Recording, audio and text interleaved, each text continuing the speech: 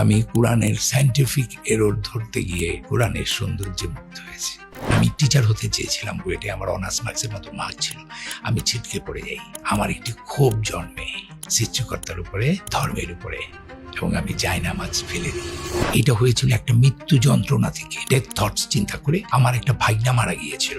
আল্লাহ, তুমি আমাকে সৃষ্টি করছো, আমি কেন মৃত্যুর মধ্য দিয়ে যাবো? আমি তোমার বলছি সৃষ্টি করতে। আইনস্টাইন তখন আমার বইটা পড়া হয়েছে, থিওরি অফ রিলেটিভিটি। আমার স্টিফেন হকিংস পড়া। আমি পুরোপুরি একজন এথিস্ট হয়ে গেলাম। আমার বাবা মুসলিম, আমার এনভায়রনমেন্ট মুসলিম, আমার দাদি নামাজ পড়ে, আমার নানা নামাজ পড়ে, তারপরে আমি পালন করি না ইসলামকে। মুসলমান, কি অধিকার আমার? তো আমি তো কিচ্ছু জানি না। তোমাকে আমি চাইলেও তো তোমার আমি আল্লাহরে দেখাই পারব না যে আল্লাহ আছে, এই কারণে আল্লাহ নাই। তো তুমি কোন জ্ঞানের উপর ভিত্তি করে বলো আল্লাহ নাই? কত জ্ঞানী তুমি? তুমি যতই পণ্ডিত হও, 99 পর্যন্ত করবা, কিন্তু তুমি 100 হবে না। তোমার বিশ্বাস করবেন, এই এক হচ্ছে আল্লাহ। এই এক আমাকে 100 দিবে। যেদিন থেকে এই এককে আমি স্বীকার করেছি, সেদিন থেকে আল্লাহ সুবহানাহু ওয়া তাআলা আমাকে সব দিয়ে দিয়েছেন, সব। এত সম্মান আর কত! মানুষের জন্য ইসলাম এসেছে, শুধু মুসলমানদের জন্য নয়। আমাদের কোরআনে যে 28টা অ্যালফাবেট আছে, প্রত্যেকটা অ্যালফাবেটের একটা রিপ্লেসিং নাম্বার আছে। আল্লাহ এটাকে প্রফেসি নাম্বার বলে। যদি কোরআনের মতো কোরআন আনার জন্য মানুষও যিনি এক যুগে চেষ্টা করে, তবু তারা এর মতো আনতে পারবে না। আল্লাহ কয়, তুই কত বড় ম্যাথমেটিশিয়ান, তুই আমার বলবি? 15 দিন নিজে মাতবুরি করে এই বানাইতে চাইছিলাম, আমি 15 ডেজের দিন অসুস্থ হয়ে গেছি। এইটা মানুষের পক্ষে করা সম্ভব না। সূর্যর কক্ষপথ আছে কিনা সেটা মাত্র ডিসকভার হয়েছে হাবল টেলিস্কোপ আবিষ্কার হওয়ার পর। তাহলে 1400 বছর আগে কিভাবে কোরআনে বলে আল্লাহ সৃষ্টি করেছেন রাত্রি ও দিন ও সূর্য ও চন্দ্রকে, প্রত্যেকে নিজ নিজ কক্ষপথে বিচরণ করে। আল্লাহ একটা জায়গায় বলছেন, পৃথিবীতে বা ব্যক্তিগতভাবে তোমাদের যে বিপদ আপদ ঘটে, তার লেখার পূর্বেই তার লেখা হয়। এই জন্য যে তোমরা যা হারিয়েছ তার জন্য বিমর্ষ না হও, আর যা তিনি দিয়েছেন তার জন্য খুশিতে উল্লসিত না হও। আল্লাহ ভালোবাসেন না উদ্ধত অহংকারীকে। মানে পৃথিবীর এমন কোন বই আছে যে বই এমন ভাবে করা হয়েছে, নাম্বারগুলো, অক্ষরগুলো এদিক ওদিক করার কোনো সম্ভাবনা নাই। এটা কোনো মানুষের কাজ নয়। আমি চ্যালেঞ্জ করছি পৃথিবীর শ্রেষ্ঠ ম্যাথমেটিশিয়ানদের, ইউ কাম টু মি। আমি তোমার সাথে ম্যাথমেটিক্যালি বসতে চাই। কিভাবে একটি কোরআন এত সুন্দর ম্যাথমেটিক্যালি একটা মানুষ কি করতে পারে কিনা, আমি চ্যালেঞ্জ করলাম। Podcast sponsor star connect. Star connect এমন একটা প্ল্যাটফর্ম যেখানে আপনি যাদের সাথে কল্পনাও করতে পারেন না যোগাযোগ করার, তাদের সবাইকে আপনি পাচ্ছেন, আমি সহ। এবং আমি শিওর আপনি কমেন্টের ডেসক্রিপশনে যখন আপনি অ্যাপ এবং ওয়েবসাইট ভিজিট করবেন, ইউ উইল বি অ্যামেজড যে এত চমৎকারভাবে সবাইকে এক জায়গায় নিয়ে আসতে পেরেছে স্টার কানেক্ট।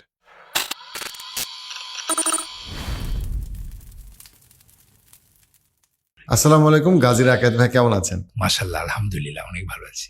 আলহামদুলিল্লাহ। ভাইয়া, আপনি 28টা জাতীয় পুরস্কার পেয়েছেন, আলহামদুলিল্লাহ। আমার দুটো ছবিতে আর কি। দুটো ছবি মিলে, এবং অস্কারের রিমাইন্ডার লিস্টে গিয়েছে। হলিউডে আপনার চলচ্চিত্র অ্যাকসেপ্টেড হয়েছে কমার্শিয়ালি। চলচ্চিত্র জগতে আপনি একজন উজ্জ্বল তারকা বাংলাদেশে। সেখানে শিল্পী, শিল্প, ওই জগৎ সম্পর্কে মানুষের যেটা ধারণা যে কোরআন তাদেরকে আকর্ষণ করে না, তারা ইসলাম থেকে আগ্রহ হারায় ফেলছে অথবা আগ্রহ নাই। সেখানে ইসলাম কোরআন আপনাকে কেন এই বয়সে এসে, এখন আপনার 60 বছর বয়স, আপনাকে কোরআন এত বিস্মিত করে বা আগ্রহী করে তুলল? প্রথমেই বলি, আল্লাহ যা চেয়েছেন তাই হয়েছে। আল্লাহর সাহায্য ছাড়া কোনো শক্তি নাই। আমার যা প্রাপ্তি সেটা, আমি তো একজন প্রকৌশলী, এবং আমি এই বয়সে এসে কোরআন আমাকে অ্যাট্রাক্ট করেছে এটা আমি বলবো না। আমাকে কোরআন অ্যাট্রাক্ট করেছে, আমি যদি বলি তাহলে 2002 থেকে শুরু হয়েছে প্রক্রিয়াটা। 2002 থেকে প্রক্রিয়াটা শুরু হয়েছে, কিন্তু এটা ওয়ার্ক করা শুরু করেছে 2005-06 এরকম, আমি এক্স্যাক্টলি মনে করতে পারছি না। আমি কোরআনের সায়েন্টিফিক এরর ধরতে গিয়ে কোরআনের সৌন্দর্যে মুগ্ধ হয়েছি। আমি আসলে মনে করি আমি তৈরি হইনি, আজকে আমি আপনার সামনে এসেছি তৈরি হয়ে। আমি মনে করেছি এখন আমার কথা বলার সময় এসেছে, আমি এখন কথা বলতে পারি, তাই না? তো আপনি যেটা বললেন যে আসলে শিল্পী যারা এত সুন্দর সুন্দর কাজ করে, যাদের মনটা এত সুন্দর, তার সাথে তো এই মহান শিল্পী সৃষ্টিকর্তারই ভালো সম্পর্ক থাকার কথা ছিল, কিন্তু অথচ উল্টো হয়েছে আর কি, তাই না? তো আমি আসলে সত্যিকার অর্থে আমি একটি মুসলমান পরিবারে জন্মগ্রহণ করেছি। আমার বাবা 64 বছর বয়সে মারা গিয়েছেন। উনি নামাজ পড়তেন 5 ওয়াক্ত। এবং আমি একটি মুসলিম ঘরে জন্ম নেওয়ার পরে আমি অঙ্কে সবসময় খুব কাঁচা ছিলাম, মানে উদাসীন ছিলাম। ক্লাস 7 অঙ্ক 5ও পেয়েছি, কিন্তু ক্লাস 8-এ গিয়ে মিরাকলি আমি অঙ্কতে 84 পেয়ে যাই, আমি স্কুলে ফার্স্ট হয়ে যাই। এই যে আমার অঙ্ক আমার খুব প্রিয় একটি সাবজেক্ট। তো যে কারণে আমি পড়ালেখায় আমি খুব ছোটবেলাতেই খুব পারফরমেন্স টেন্ডেন্সি ছিল আমার, এই পড়ালেখা থেকে ঝোঁক ছিল না। আমি পড়ালেখায় মনোনিবেশ করলাম, করার পরে যেটা হলো আমি স্কুলে ফার্স্ট হলাম, ম্যাট্রিকে 5টা লেটার নিয়ে ফার্স্ট ডিভিশন পেলাম, আমি নটরডেম কলেজে চান্স পেলাম, আমি চিটাগাং মেডিকেল কলেজে ভর্তি হলাম, আমি বুয়েটে 120 জনের মধ্যে আমার মেরিট লিস্ট ছিল, আমি ঢুকলাম এবং আমি প্রচুর এঘেট ছিলাম, পড়ুয়া ছিলাম, পড়তাম কিন্তু নামাজ পড়তাম, রোজা রাখতাম, মসজিদে দেখতাম। এটা আমার বাই বোন একটা ঘটনা ঘটেছে। কিন্তু ঘটনাটা ঘটে যায় বুয়েটের একটা প্রিপারেটরি লিভে পরীক্ষার 3 দিন আগে। আমার একটি দর্শন, একটি চিন্তা আমাকে লন্ডভন্ড করে দেয়। এরপর থেকে আমি টিচার হতে চেয়েছিলাম বুয়েটে, আমার অনার্স মার্কসের মতো মার্ক ছিল, আমি ছিটকে পড়ে যাই এবং আমার একটি ক্ষোভ জন্মে সৃষ্টিকর্তার উপরে, ধর্মের উপরে, এবং আমি যাই নামাজ ফেলে দিই, নামাজ থেকে দূরে সরে যাই, ধর্ম থেকে দূরে সরে যাই। এটা হয়েছিল একটা মৃত্যু যন্ত্রণা থেকে, মৃত্যু থট, ডেথ থটস চিন্তা করে। আমার একটা ভাইগনা মারা গিয়েছিল, তো ব্রেন টিউমারে। রাত্রে হঠাৎ একটা থটস আমার মাথার মধ্যে কাজ করে, সেখান থেকেই যে এই যে আমি আপনি বসে আছি, বর্তমানটাই তো আসল। Just I think I am taking breath, এই যে ব্রেথটা নিচ্ছি এটাই হলো আসল। কালকে আমি কি দিয়ে ভাত খেয়েছি? ইলিশ মাছ দিয়ে খেয়েছি না অস্কারে আমার পুরস্কার পেয়েছি, আমি 20টা জাতীয় পুরস্কার পেয়েছি, কি ছিলাম? It doesn't matter. Matter is that I am taking the breath. When the date will come, I am taking the test of death. কষ্ট, মৃত্যুর যে যন্ত্রণা ছোটবেলা থেকে যা শুনে আসছি ইমামদের মুখে, মসজিদে, সবার কাছে, ডেড বডি দেখে আমার তখন মাথার মধ্যে ঢুকে গেল, এই অল্প বয়সের একটি ছোট্ট বাচ্চা, তার মাথার মধ্যে ঢুকে গেল এত যন্ত্রণার মধ্যে দিয়ে আমি যাবো কেন? আল্লাহ তুমি আমাকে সৃষ্টি করছো কেন? অ্যাডাম গন্ধম ফল খাইছে, তাতে আমার কি? আমি কেন মৃত্যুর মধ্য দিয়ে যাবো? আমি তোমার বলছি সৃষ্টি করতে। এই যে ফিলোসফিটা, day after day, day after day, আর চারিদিকে নানা, মানে কি বলবো, ধর্ম কিন্তু আমাদের একটা শিক্ষিত মানুষের হাতে। আমি যদি বলি ধর্মের গ্র্যাজুয়েশন লেভেলটা হচ্ছে ইসলাম, তো আপনি যদি গ্র্যাজুয়েট না করে হুট করে ক্লাস 5-এ পড়ে যদি আপনি গ্র্যাজুয়েশনের অঙ্ক করতে বসেন, আপনি পারবেন না। ইসলামকে বুঝতে গেলে, ইসলাম যেই ধর্ম, কোরআনকে বুঝতে গেলে যে জ্ঞানটা দরকার, যে শিক্ষাটা দরকার, সেই শিক্ষাটা ছাড়া যদি ওইটা নিয়ে কেউ নাড়াচাড়া শুরু করে, সে কিন্তু মিসগাইড করবে। তো এই ধরনের মিসগাইডের কারণেই নানা প্রশ্ন আমাকে শুরু করলো। আমার আইনস্টাইন তখন আমার বইটা পড়া হয়েছে, থিওরি অফ রিলেটিভিটি, আমার স্টিফেন হকিংস পড়া। আমি পুরোপুরি একজন এথিস্ট হয়ে গেলাম। আই ডোন্ট বিলিভার, মানে ডোন্ট বিলিভ ইন এনিথিং। এবং আমার সাথে একটা সৃষ্টিকর্তার একটা যুদ্ধের মতো হলো যে আমি তোমাকে, তুমি এটুকু ইচ্ছা করলে তুমি আমাকে সৃষ্টি করতে পারো না। I was total out of religion. কিন্তু আমাকে, আমার অসুস্থ হয়ে যাচ্ছিলাম, আমার মানসিক স্বাস্থ্যটা, যেহেতু জীবনে কোনো আনন্দ নাই, হাসি না, আমি একদম একটা ভিন্ন জগতে চলে যাচ্ছি। তখন তো আমার অনেকে ধর্মকর্ম বেশি করে, অনেকে পাগল হয়ে যায়। ওই সময় নাটক আমাকে বাঁচালো। নাটক আমাকে, জীবনটা তো একটা খেলা, আমরা সবাই খেলছি, ও আমাকে আবার একটা খেলার মধ্যে ঢুকাই দিল। আমি নাটক খেললাম, যেটা আমাদের একটা অ্যাবসার্ড নাটক বলে একটা নাটক আছে, সেখানে সবসময় একটা খেলা থাকে। খেলা শুরু করলাম, ভুলতে থাকলাম সেই সত্যটাকে। আর যত অ্যান্টি ইসলাম, অ্যান্টি ধর্মর বিষয় নিয়ে আমি লেখালেখিগুলোর মধ্যে ছিলাম, প্রিয় ছিল আমার অনেকেই। যেমন আমাদের কোনো এক অধ্যাপক বলেছিলেন, আস্তিক আর নাস্তিকের মধ্যে পার্থক্য কি? একটা ছেলে প্রশ্ন করেছিল, তখন সেই অধ্যাপক বলেছিল পার্থক্য একই। কিরকম স্যার? বলে পৃথিবীতে যদি 200টা ধর্ম থাকে, ধরেন কথার কথা, তাহলে 99টা বাদ দিয়ে আপনি ইসলাম গ্রহণ করবেন।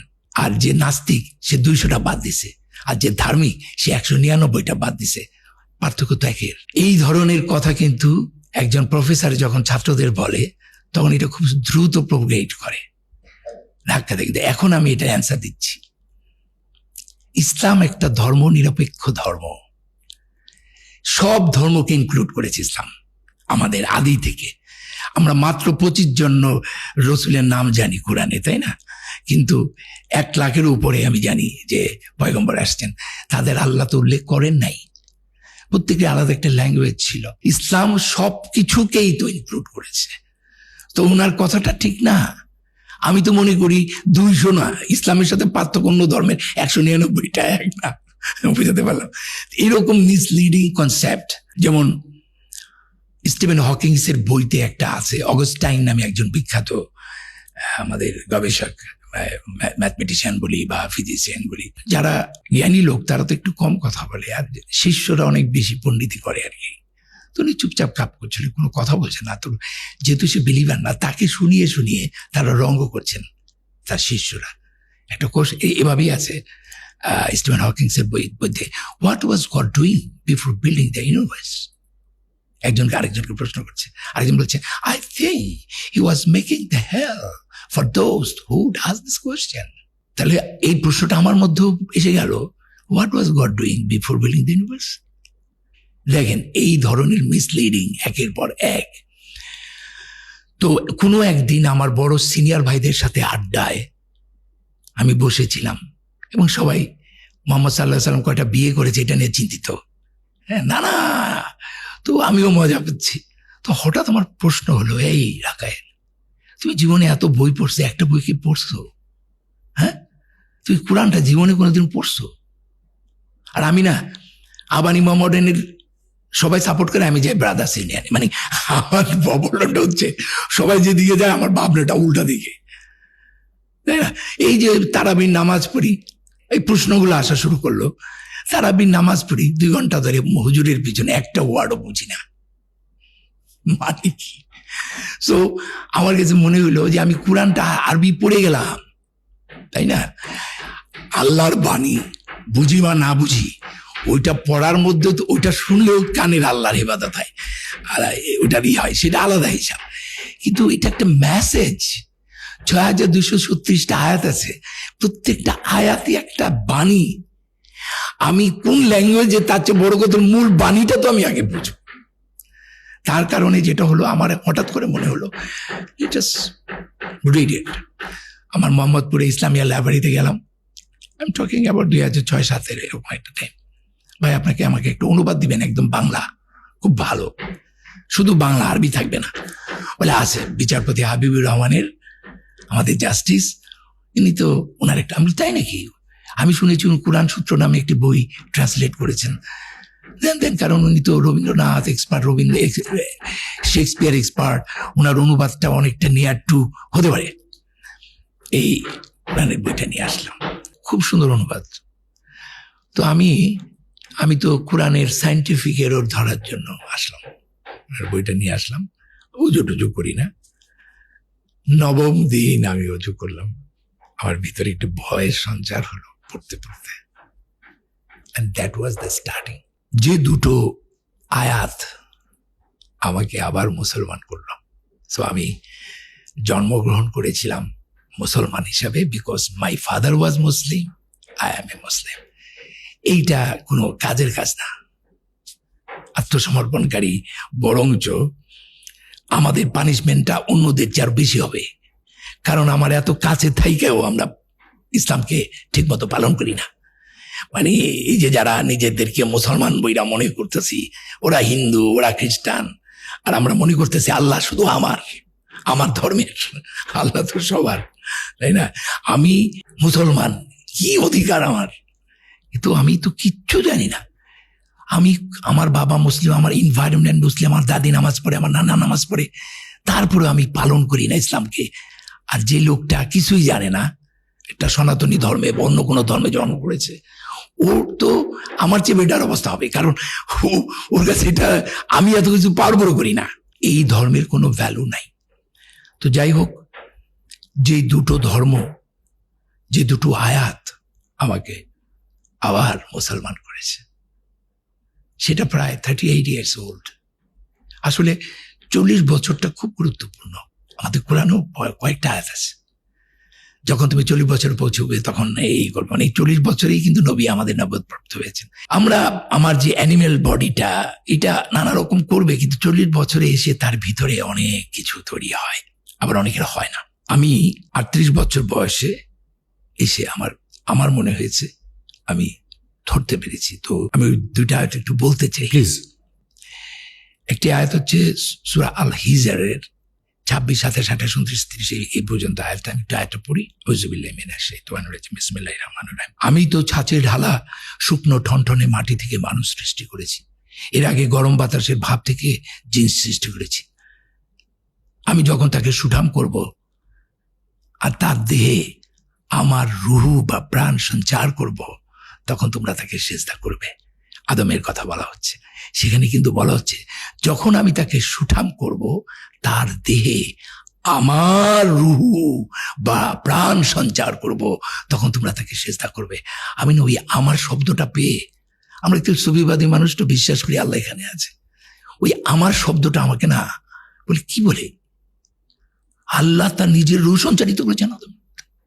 প্রত্যেকটা কোরআনে ঘুরে দেখে আমারটা আছে, এই আমার প্রথম। আর আমি খুব তখন বিবিসি দেখতাম, একটু বলেই নেই যে ইসলামকে ধর্মকে অস্বীকার করা এক ধরনের সাইন অফ ইন্টেলেকচুয়ালিজম, তাই না? কিছু লোক আছে যারা জ্ঞানের মাধ্যমে অস্বীকার করে, আমি তাদেরকে কিন্তু করতে ভালোই বলি, কিন্তু তাদেরকে অনুসরণ করে একটা শ্রেণী আছে যে ওইটাকে ফলো করে, যে আল্লাহকে মানি না, ওইটা একটা জাতে উঠলাম, জাতি উঠা, আমি অনেক জ্ঞানী মানুষ, ওইটা আমার পছন্দ না আর কি। তো যাই হোক, আমি এইটা পাওয়ার পর আমি বিবিসি আটক খুব আমার প্রিয় ছিল। বিবিসি প্রায় কিছু কিছু অনুষ্ঠান দেখতাম। তো একটা অনুষ্ঠানে সেখানে বিভিন্ন ইউনিভার্সিটির প্রফেসররা যারা এই ধর্মতত্ত্ব নিয়ে সাবজেক্ট, আমি ভুলে গেলাম, তাদের সাবজেক্টটা ছিল ওয়াই ইসলাম ইস এত প্রসার হচ্ছে, কেন ইসলাম গ্রহণ করছে। এইটা বলার পরপরই আমি, সরি ফর মাই ল্যাঙ্গুয়েজ, একজন শ্বেতাঙ্গ উনি বলার পরই একটা শর্ট দেখালেন বিবিসিতে, উনি নামাজ পড়ছেন।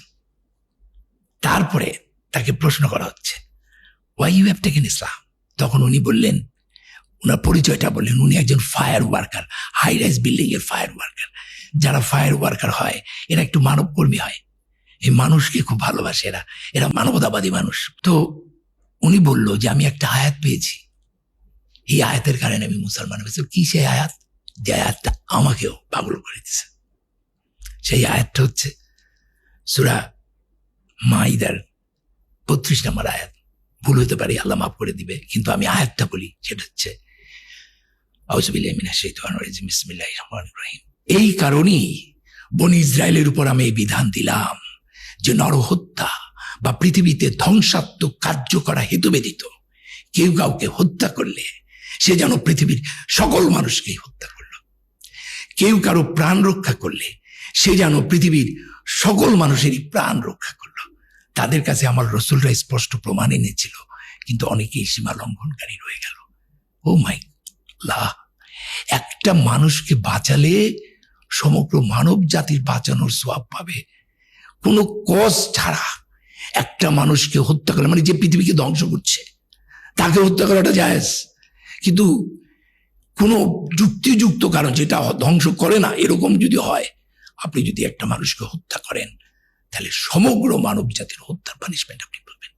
ওই ফায়ার ওয়ার্কার বলতেছে যে একটা মানুষকে বাঁচালে যদি সমগ্র মানব জাতিরকে বাঁচানোর সওয়াব পাওয়া যায়, এত বড় আয়াত তো আমি কোনো গ্রন্থে পাই নাই। Why shall I not take the Islam? উনি যখন এটা বলছে তখন ওই আয়াতটা আমার মুখস্থ। আরো অনেক আয়াত আছে, সূরা আহজাবের মোস্ট প্রবাবলি 27 নম্বর আয়াত হবে আমার যতদূর মনে পড়ছে। সেটা বলছেন যে আল্লাহ, পৃথিবীর সমস্ত গাছ যদি কলম হয় আর এই যে সমুদ্র এর সঙ্গে এই যদি খালি, সেই সঙ্গে আরো 7 সমুদ্র যুগ দিয়ে যদি খালি হয়, তবুও তোমরা আল্লাহর গুণাবলী লেখে শেষ করতে পারবে না, কারণ তিনি শক্তিমান তত্ত্বজ্ঞানী। This is my point. শক্তিমান তত্ত্বজ্ঞানী, তিনি সর্বশ্রেষ্ঠ তত্ত্বজ্ঞানী। এই সর্বশ্রেষ্ঠ তত্ত্বজ্ঞানীটা যে কতবার কোরআনে আল্লাহ বলেছেন, এবং মজার ব্যাপার হচ্ছে এই তত্ত্বজ্ঞানী বলার পরপরই উনি একটা অসাধারণ তত্ত্ব দিয়েছেন। সে আয়াতটা কি? আল্লাহ বলতেছেন, তোমাদের সকলের সৃষ্টি ও পুনরুত্থান একটি মাত্র প্রাণীর সৃষ্টি ও পুনরুত্থানের সমান। আর আল্লাহ তো সব দেখেন ও শুনেন। আপনি চিন্তা করতে পারেন, একটি প্রাণীর সৃষ্টি ও পুনরুত্থান তোমাদের সকলের সৃষ্টির ও পুনরুত্থানের সমানে বিবর্তনবাদের কথা বলতেছে না? হ্যাঁ, কিনা নাই কোরআনে? যারা ভাই বুঝে না, যার জ্ঞান নাই, তারা উল্টাপাল্টা কথা বলা উচিত না কোরআনকে বাদ দিয়ে। আবারও বলছি, কোরআন অনেক জ্ঞানী গর্ভ একটা বই। আপনি চিন্তা করেন, একটা টিকটিকি যদি পৃথিবীতে থাকে, সেখান থেকে আল্লাহ আবার পুনরায় সৃষ্টি করবেন। মানে আমার কথা হচ্ছে, আজ পর্যন্ত মানুষ একটা অ্যামিবিয়া সৃষ্টি করতে পারছে? কোনো প্রাণী সৃষ্টি করতে পারছে? মানুষ একটা কণা, বালু কণাও সৃষ্টি করতে পারে নাই। He just ডিসকভারার। সে ধুলাবালি বার করে একটা করে নক্ষত্র আবিষ্কার করে আর বলে আল্লাহ নাই, আল্লাহ নাই। ও একটা ধুলাবালি পরিষ্কার করে আবিষ্কার করে। এটা কিন্তু, এটা তো সৃষ্টি নয়। হওয়ানি হয়ে যাবে, একটা বালুকানা আল্লাহ বানিয়ে ফেলবেন। তো বলতেছে, আপনি যে কয়দিন পরে বলবেন আমি মানুষ বানাইছি, এটাও বলতে পারে, কারণ আপনি তো ক্লোনিং হয়ে গেছে। আপনি কলম আছে না, গাছের যে কলম হয়, তো এক গাছ থেকে আরেক গাছ জন্ম পানাটা কি সৃষ্টি করা হলো? আপনি রূপান্তর করলেন, কিন্তু একটা বালু মানুষ সৃষ্টি করতে পারবে না। এই যে আয়াতগুলো দিনে দিনে আমাকে আস্তে আস্তে কোরআনের দিকে আকৃষ্ট করেছে। যেমন বিগ ব্যাং তত্ত্ব, মহাসংকোচন তত্ত্ব। বিগ ব্যাং তত্ত্বতে স্পষ্টভাবে সূরা আম্বিয়াতে 32-30 থেকে আয়াতটা শুরু হয়েছে যে আউযুবিল্লাহি মিনাশ শাইতানির রাজিম বিসমিল্লাহির রহমানির রহিম। অবিশ্বাসী কি ভেবে দেখে না আকাশ ও পৃথিবী ওতপ্রোতভাবে মিশেছিল, তারপরও আমি উভয়কে পৃথক করে দিলাম এবং প্রাণবান সবকিছু পানি থেকে সৃষ্টি করলাম। চিন্তা করছেন? All thing R created from water. এবং আকাশ ও পৃথিবী, it's Akash means is a symbol of universe. এই সব কিছু ওতপ্রোতভাবে ছিল, জমেছিল, তাই ওদেরকে বিগ ব্যাং এর মতো করে দিলাম। এবার আমি আসি সূরা আম্বিয়ার 104 নম্বর আয়াত। যেই কথাটা স্টিফেন হকিংসে ওই অগাস্টাইনকে বলা হয়েছিল, সেটার উত্তর আমি এখন আপনাকে দিচ্ছি। সেখানে ওখানে বলা হয়েছিল যে what was God doing before building the universe. সূরা আম্বিয়ার 104 নম্বর আয়াতে আল্লাহ বলছেন, আউযুবিল্লাহি মিনাশ শাইতানির রাজিম বিসমিল্লাহির রহমানির রহিম। সেদিন আমি আকাশকে গুটিয়ে ফেলবো যেভাবে লিখিত কাগজ গুটানো হয়। যেভাবে প্রথম সৃষ্টি করেছিলাম সেভাবে পুনরায় সৃষ্টি করব। প্রতিশ্রুতি পালন আমার কর্তব্য, আমার কর্তব্য আমি করবই। লিখিত কাগজ গুটানো, বুঝতে পারছেন, ব্ল্যাক হোলস এর মাধ্যমে আস্তে আস্তে কিন্তু সবকিছু আবার মহাসংকোচনে, I am talking about Stephen Hawking's, total আবার একটা জায়গায় চলে আসবে। এই যে পৃথিবীটা যখন, সূর্যটা যখন নিভে যাবে, এটা একটা ব্ল্যাক ম্যাটারে পরিণত হবে। এবং যেটা হয়, এরকম জমতে জমতে জমতে জমতে একসময় মহাবিশ্বের সবগুলোকে সে একত্রে নিয়ে আসবে।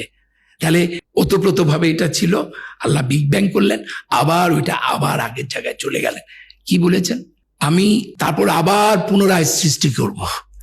তার মানে এক বিগ ব্যাং থেকে মহাসংকোচন, আবার সেই মহাসংকোচন থেকে আবার বিগ ব্যাং, এইটাও infinite time. So what was God doing, it is out of question. এটা আমার প্রশ্নই হতে পারে না। এক বিগ ব্যাং থেকে আরেক মহাসংকোচনের টাইমটা আমরা চিন্তা করতে পারি না। কাজী আমার জ্ঞান, আমি আল্লাহকে বিচার করছি একটা মাত্র পৃথিবী আর মানুষ আমার নিজের সাথে তুলনা করে।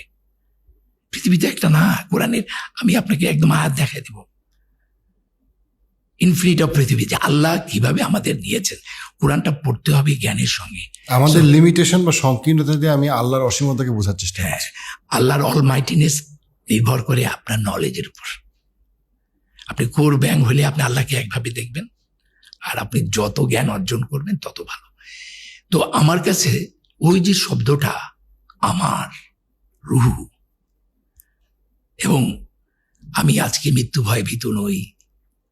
আল্লাহর কাছে দোয়া করি যে আল্লাহ, তুমি আমাকে মৃত্যুর ঘুমের মধ্যে আমার মৃত্যুটা দিও। অপারেশন করলে যেরকম টের পাওয়া যায় না, জন্মের সময় যেভাবে টের পাইনি, সেভাবে তুমি আমার মৃত্যুটা দিও, আমাকে প্রশান্ত আত্মাদের অধিকারী করো, আমাকে তোমার সৎকর্মপরায়ণদের অন্তর্ভুক্ত করো। এখন আবার আরেকটা সূরা রুমে 30 নম্বর একটা আয়াতের কথা মনে পড়লো। অসাধারণ। যারা আমাকে প্রশ্ন করে তাদেরকে আমি বলছি, যারা বিশ্বাস করে না, আল্লাহ বলতেছেন ওরা কি স্রষ্টাহীন সৃষ্টি? না ওরা নিজেরাই স্রষ্টা? না ওরা আকাশ ও পৃথিবী সৃষ্টি করেছেন? ওরা অবিশ্বাসী। আচ্ছা, আপনি কেন ইমাজিন আমি যাকে মানি না, আল্লাহ নাই, তাহলে এই এমনি হয়ে গেল এগুলো সব? এত সুন্দর, জোড়ায় জোড়ায়, এত চমৎকার, এমনি হয়ে গেল? হতে পারে এটা? আর আমার জ্ঞান কতটুকু এই মহাবিশ্বে, এই ইনফিনিটি স্টেজে? আর আমি এত বড় জ্ঞানী হয়ে গেছি, আমি তোকে প্রমাণ দিতে পারতেছি না আল্লাহ আছে। আমি নিদর্শন পেয়ে গেছি। আমি এই মানুষটি একটু হলো টের পাচ্ছি আল্লাহর অস্তিত্ব, যে কারণে পাগলে গেছি। কিন্তু তোমাকে আমি চাইলেও তো তোমার আমি আল্লাহরে দেখাইতে পারবো না যে আল্লাহ আছে। আল্লাহ এই কারণে আল্লাহ নাই। তো তুমি কোন জ্ঞানের উপর ভিত্তি করে বলো আল্লাহ নাই? কত জ্ঞানী তুমি? হ্যাঁ, এমনি এমনি সব এত চমৎকৃত, শৃঙ্খলিত। এত বছর আগে নক্ষত্ররাজি যে অস্তমিত হয়, এই কথা তখন আবিষ্কার হয়েছিল। কক্ষপথ শব্দটি, আমার আরেকটা কথা আমার এখানে উল্লেখ করা দরকার।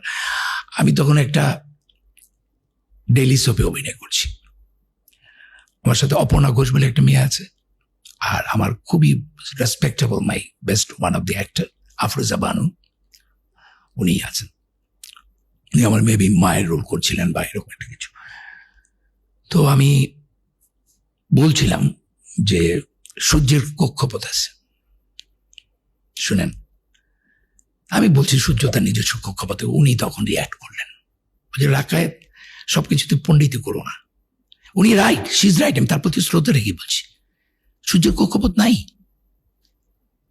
সূর্য নিজের পৃথিবীর কক্ষপথ আছে সূর্যের চারিদিকে। সূর্যের কিসের কক্ষপথ?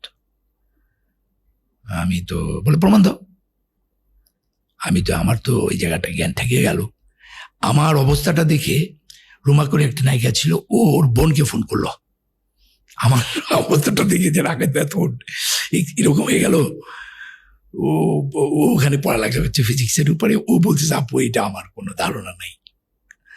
তো আমি চুপ করে আছি, কিছু বলিনি, কারণ আমি তো এখানে ঠেকে গেছি, আমার তো কিছু বলার নাই।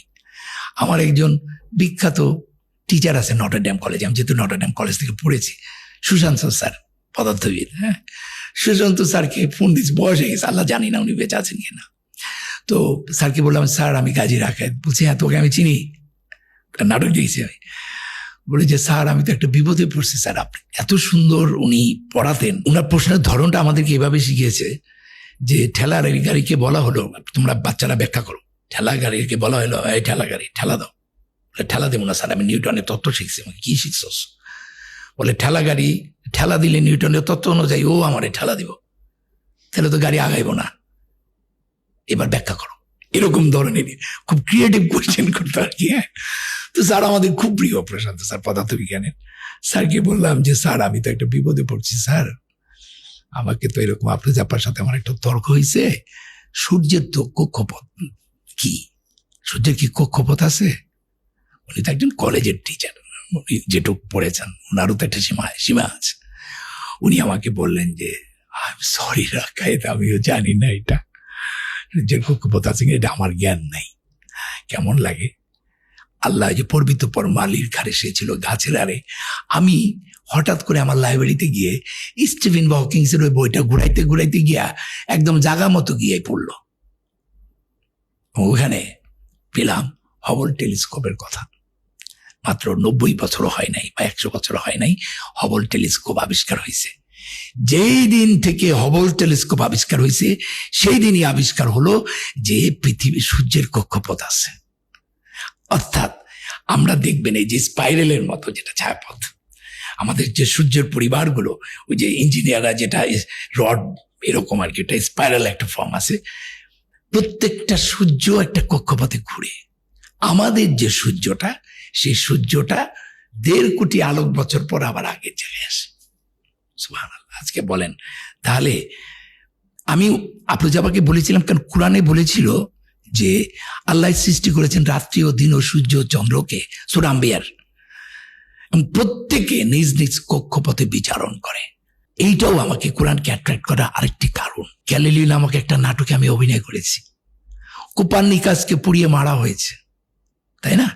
আমি 110 বছরের একটা রোলে অভিনয় করছিলাম, গ্যালিলিও দাঁড়িয়ে আছে, আমি তাকে চিৎকার করছে বলছিলাম, পৃথিবীতে বাস করে পৃথিবীর খেয়ে পড়ে তুমি পৃথিবীকে অপমান করতে চাও, তোমাকে আমরা পুড়িয়ে মারবো। কারণ উনি গ্যালিলিও বলছিল পৃথিবীর কোনো কিছু স্থির না, মহাবিশ্বের কিছু স্থির না, এমনকি সূর্য না।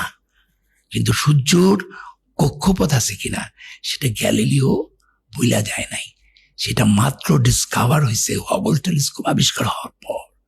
তাহলে 1400 বছর আগে কিভাবে কোরআনে বলে যে আল্লাহ সৃষ্টি করেছেন রাত্রি ও দিন ও সূর্য ও চন্দ্রকে, প্রত্যেকে নিজ নিজ কক্ষপথে বিচরণ করে। আপনি আপনার একটা ব্যক্তিগত ফিলসফির কথা বলতে গিয়ে 1 এবং 99 কথা 1 এবং 99 কথা যেটা বলছিলাম, যে সেটা হচ্ছে যে আমার কাছে দেখলাম, দেখুন আমি ফার্স্ট হয়েছি নটর ডেমে, আমার প্রায় অনেক ভালো মার্ক ছিল, আমার 800 মার্ক ছিল। আমার স্ট্যান্ড হয় না, কারণ আমার হাতে লেখা খুব খারাপ, আমি লিটারেচারে খুব পড়ছিলাম, ইংরেজিতে খুব খারাপ ছিল। আমি দেখলাম যখন আমি ধর্ম ত্যাগ করেছি বইয়ের থেকে, যেটা আমার গল্পটা আগে বলেছিলাম, এরপরে না আমি একদম সবাই, কিন্তু শেষে গিয়ে আমার কিছু হয় না, আমার সংসারটা ভেঙে গেল, আমার বিজনেস ভেঙে যাচ্ছে, আমি অ্যাওয়ার্ড গরুতে পেতে গিয়েও পাই না, 99 যাই আবার 0 হয়ে যায়। ওই যে একটা কথা আছে, সুমনের একটা গান আছে, পাগল সাপ লুডু খেলছে ভগবানের সাথে, মানে 99 যায় আবার কেটে আসে। সো আপনি 99 পারলেই যে আপনাকে 100 হবে, এই তখন আমার গোড়ের ফিলসফিটা আমার মাথার মধ্যে কাজ করলো। ওই লোকটা 99 করে মারা যায়, 100 করতে পারে না, 100 গোড় করতে পারে না। সেখানে আমার মনে হলো যে এই 1 হচ্ছে আল্লাহ, এই 1 আমাকে 100 দিবে। 100 মানে হচ্ছে পিস, শান্তি, 100 মানে হচ্ছে প্রাপ্তি, সব। সো উইদাউট 1 100 হবে না। তুমি যতই পণ্ডিত হও, 99 পর্যন্ত করবা, হ্যাঁ, কিন্তু তুমি 100 হবে না তোমার। এরকম একটা আমার ভাবনা কাজ করা শুরু করলো, কারণ আমার তো খাচ্ছে না কিছুই। বিশ্বাস করবেন, যেদিন থেকে এই 1কে আমি স্বীকার করেছি, সেদিন থেকে আল্লাহ সুবহানাহু ওয়া তাআলা আমাকে সব দিয়ে দিয়েছেন, সব। এত সম্মান আর কত। আমি যখন অ্যাওয়ার্ডটা নিচ্ছিলাম ওই সময় প্রাইম মিনিস্টারের হাত থেকে, তখন হুজুর এক ইমাম একটু কোরআনের আয়াত পড়ছিলেন, যে আয়াতটা দিয়ে আমি নামাজ পড়তাম, তখন আমার চোখ ছলছল করে উঠলো। সে আয়াতটা হচ্ছে সূরা নাহলের 98 নম্বর আয়াত, এরকম কাছাকাছি হবে, একটু এদিকে হতে পারে। আউযুবিল্লাহি মিনাশ শাইতানির রাজিম, বিসমিল্লাহির রহমানির রহিম। বিশ্বাসী হয়ে পুরুষ ও নারীর মধ্যে যে কেউ সৎকর্ম করবে, তাকে আমি আনন্দপূর্ণ জীবন দান করব, তাদের কর্মের শ্রেষ্ঠ পুরস্কার তাদেরকে দান করব। এইটা উনি পাঠ করলেন, আমার চোখ দিয়ে টপ টপ করে ইমোশনাল হয়ে গেলাম আমি। উনি এত সুন্দর জায়গাটা সিলেক্ট করলেন এই জাতীয় পুরস্কারের অনুষ্ঠানে, বাহ, দারুণ। তো আমি মনে করি আমার যে মোদ্দা কথা, আমার হয়তো ব্যাংক ব্যালেন্স নাই, হয়তো আমার গাড়িটা ভাঙা, 25 বছর 20 বছর ধরে একই গাড়ি চালাই, হয়তো আমার জুতাটা খুয়ে গেছে, হয়তো আমি সাদা এই ড্রেস ধারণ করেছি, এটাও একটা কারণ আছে। এখন এটা এক ধরনের, যে হজে গেলে সাদা কাফনের কাপড় পরে যেরকম, আমি যেদিন তার কাছে সারেন্ডার করেছি পুরোপুরি, সেদিন থেকে আমি সাদা পরি। আর এটা কিন্তু সাদা না, it's a combination of 7 colours, 7টা রং এটার মধ্যে আছে। সাদা খুব প্রিয় আল্লাহর, না? তো আমার কাছে মনে হয়েছে, আমি যেটা বলে যাই, যে বিশ্বাসী হয়ে যে সৎকর্ম করবে, তার হয়তো প্রাচুর্য হবে না, কিন্তু প্রাচুর্য হলে কি সুখী হওয়া যায়? অ্যাপার্টমেন্ট, ঝকঝকে অ্যাপার্টমেন্টের চেয়েও একজন রিক্সা চালক অনেক সুখে আছে, কারণ আপনি একজন মনোবিজ্ঞানী, আপনি জানেন যে আসলে শান্তিটা মনের। তো আমার কাছে যেটা মনে হয়েছে, আর কত সম্মান দিবে আল্লাহ আমাকে, নুয়ে পড়ছি। তবে অবাক হচ্ছি, ইদানিং আমার বিশ্বাসটা হয়েছিল হয়তো 0.11%, আস্তে আস্তে আস্তে আস্তে কোরআন পড়ে পড়ে পড়ে পড়ে প্রতি বছর লেয়ার টু লেয়ারে যেতে যেতে যেতে যেতে যেতে যেতে এখন আমার বিশ্বাসটা আস্তে আস্তে বাড়ছে। এই বাড়াটা কোরআন ছাড়া সম্ভব নয়। কোরআন এবং গণিতের মধ্যে অনেক সুন্দর কিছু সামঞ্জস্যপূর্ণ বিষয় চিন্তা করেন, গবেষণা করেন, যেটা সম্পর্কে আমাদের শিক্ষিত সমাজ একেবারেই জানে না। তো কিভাবে এটা আপনার শুরু হইলো? মানে কেন কোরআনের বিস্ময়ে জায়গায় আপনি গণিতকে কিভাবে মিলাইলেন, এবং সেখানে আপনি যদি কিছু আমাদেরকে যদি উদাহরণ দেন যে কেন কোরআনের একটা গাণিতিক ভাষা অথবা কোরআনের একটা গাণিতিক অলৌকিকতা আপনাকে মুগ্ধ করলো। রাইট, এটা খুবই গুরুত্বপূর্ণ। আমি যখন কোরআনের সৌন্দর্য দিয়ে আকৃষ্ট হচ্ছিলাম তখন গণিতটা আমি গণিতের দিকে যাইনি। আমি তখন কিছু সুন্দর সুন্দর ভার্স ফিলোসফিক্যালি আগাচ্ছিলাম। করোনার সময়, আমি করোনা আক্রান্ত হয়েছিলাম, করোনার সময় দুইটা সংখ্যা, একটা 7 আর একটা হচ্ছে 19। 1974 থেকে 84 এরকম জায়গা পর্যন্ত 7-এর যে মহত্ব, যেমন সূরা ফাতিহার 7, তারপরে 7টা আকাশ, 7টা মহাদেশ, তাই না, 7টা রং, এই যে 7-এর যে চমৎকার, আপনি সূরা ফাতিহার 7-এর যে ম্যাথমেটিক্যাল মানে অঙ্ক আছে, এটা আপনি পাগল হয়ে যাবেন। 7 নিয়ে গবেষণা করে ফেলেছে রিসার্চাররা। 19 যে সংখ্যাটা, যেটা কোরআনে মুদাথিরে আল্লাহ বলতেছেন 30 নম্বর আয়াতে যে 19 জন দেহরক্ষী থাকবে, ফেরেশতা থাকবে দুজকের, এই 19 সংখ্যার মধ্যে চিন্তাশীলদের জন্য কোরআন আছে। তো 19 নিয়েও অনেক গবেষণা হয়েছে এবং 19 অসাধারণ। এটাও সূরা ফাতিহা 7 আর 19-এর রিসার্চাররা গত 74 থেকে এটা নিয়ে কাজ করেছে। আমি গোল্ডেন রেশিও 1.618, এটা নিয়ে ক্যামেরার রেশিও আছে 1.6। গোল্ডেন রেশিও তো এটা বলে শেষ করা যাবে না আজকের এই সেশনে। এইটা খুব রিসেন্টলি আবিষ্কার হয়নি। কোরআনের মধ্যে যে গোল্ডেন রেশিওটা আছে, দেখেন 1.618, এটা নবীর সময় ছিলই না, শূন্য ছিল না তখন। শূন্য হয়েছে আরো এক ইন্ডিয়ান পণ্ডিত এটা আবিষ্কার করেছেন অনেক পরে। শূন্য আমাদের ম্যাথমেটিক্সকে একটা কমপ্লিটনেস আনছে, কিন্তু শূন্য ছাড়া ম্যাথমেটিক্স হবে না, এটা ভুল। ওই সময় শূন্য ছিল না। কিন্তু 1.618 পয়েন্ট সামথিং, এটা তো নবী করিম সাল্লাল্লাহু আলাইহি ওয়াসাল্লামের সময় ছিল না। কিভাবে কাটায় কাটায় গুলো মিলে যাচ্ছে। কোরআনের মধ্যে যেমন ধরেন 786, 786, এই 786টার একটা মহত্ব আছে। এটা কিন্তু ওই যে এটাকে অ্যাবজাদ ভ্যালু বলে বা জিওমেট্রা ভ্যালু বলে। আমাদের কোরআনে যে 28টা অ্যালফাবেট আছে, প্রত্যেকটা অ্যালফাবেটের একটা রিপ্লেসিং নাম্বার আছে। আল্লাহ এটাকে প্রফেসি নাম্বার বলে। আল্লাহ এই নাম্বারটা দিয়েছেন কোন আরবিক ল্যাঙ্গুয়েজটার সাথে সাথে। এখন মজার ব্যাপারটা হচ্ছে যে এই গোল্ডেন রেশিওটা সূরা ফাতিহার মধ্যে আছে। কিভাবে? ধরেন আমাদের মানে সূরা, আমি যেটা গবেষণাটা করেছি সেটা হচ্ছে যে কোরআনের প্রত্যেকটা সূরার একটা ম্যাথমেটিক্যাল ভ্যালু দেওয়ার চেষ্টা করেছি। ধরেন সূরা বাকেরার 286টা আয়াত আছে, তাহলে এটার ম্যাথমেটিক্যাল ভ্যালু হবে 2.286, যদি এটা আমি ডেসিমালে নিয়ে আসি, ডেসিমাল ভ্যালু। সূরা আল মারিজের 44টা আয়াত আছে, কিন্তু এটা চ্যাপ্টার নাম্বার হচ্ছে 70, তাহলে এটা আমরা বলতেছি 70.44। এখন কোনোটায় কোনো আয়াত, যে আয়াতগুলোর বেশি, যেমন ইমরানে বেশি, সূরা নাসে বেশি, কিন্তু সূরা আল ফালাক বা সূরা নাসে কিন্তু আয়াত সংখ্যা কম, সূরা ইখলাসে তো আরো কম, তাই না, বা সূরা যাই হোক কাউসারে তো মাত্র 3টা আয়াত। তাহলে ওই 3টা আয়াতের ডিজিটাল ভ্যালুটা আর দশমিক ভ্যালুটা কিন্তু সূরা বাকেরার এক না, বুঝতে পারছেন, আলাদা। তার পজিশন অনুযায়ী বার করলাম। তার মানে এইভাবে আমি সূরাগুলো বার করলাম, করার পরে তাহলে কোরআনে টোটাল 114টা সূরার মধ্যে 2টা সূরাতে বিসমিল্লাহ নাই। 1 নম্বর সূরা তওবায় কোনো বিসমিল্লাহ নাই, 9 নম্বর চ্যাপ্টার। আর সূরা ফাতিহার যে বিসমিল্লাহটা আছে, সেই বিসমিল্লাহটা, এটা আমার কথা না, রিসার্চারদের কথা, সূরা ফাতিহাটা বিসমিল্লাহটা 7টা আয়াতের ভেতরে, ঠিক আছে।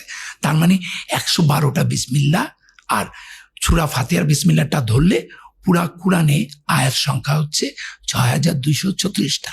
তার সঙ্গে আপনি যদি 12 যোগ করেন তাহলে এটা হবে 6348। এটা হচ্ছে টোটাল আয়াত সংখ্যা। এখন প্রত্যেকটা সূরার আগে যে বিসমিল্লার আগে কোনো নাম্বার নাই, কিন্তু প্রত্যেকটা কোরআনের প্রত্যেকটা ভার্সের আগে নাম্বার আছে। তাহলে সূরা বাকারার 255 নম্বর আয়াত আয়াতুল কুরসির যে দশমিক ভ্যালু, আর সূরা ফাতিহার আরেকটা আয়াত দশমিক ভ্যালুর মধ্যে পার্থক্য আছে, কারণ এটা 1.6। এখন বিসমিল্লার যেহেতু নাই, তাহলে যার নাই তার তো একটা অ্যাভারেজ ভ্যালু করা উচিত, তাই না? আপনি দেখেন 114কে আপনি যদি 6,348 দিয়ে ভাগ দেন, আপনি ভাগফলটা পাবেন 0.01799 সামথিং, মানে যেটা অ্যাভারেজ করলে হয় 0.018 বিসমিল্লার ভ্যালু। এখন সূরা ফাতিহার মধ্যে বিসমিল্লাহ একটা ঢুকে আছে, তাহলে প্রত্যেক বিসমিল্লার দশমিক ভ্যালু যদি 0.018 হয়, তাহলে এইটারও তো তাই হবে, এটা তো আলাদা হবে না। তাহলে এইটা বাদে থাকে কয়টা? 6টা। তাহলে সূরা ফাতিহার মান কত? 1.6।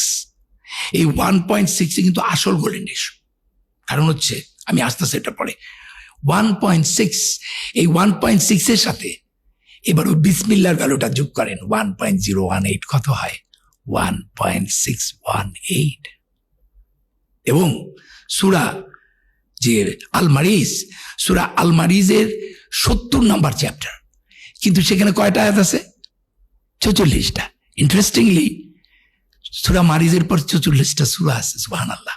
আপনি দেখেন, এমন একটা সূরা, আমাদের নাভিটা যে বেলি বাটন, এটা আমার বডির গোল্ডেন সেন্টার, কাবা আমাদের পৃথিবীর গোল্ডেন সেন্টার, এবং কোরআনের গোল্ডেন সেন্টার হচ্ছে সূরা আল মারিজ।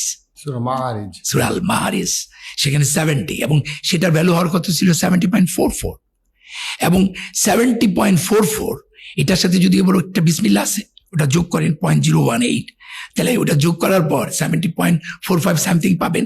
114কে 70.45 দিয়ে ভাগ দেন, দেখবেন 1.618 হচ্ছে। সো এরকম, যেমন আমি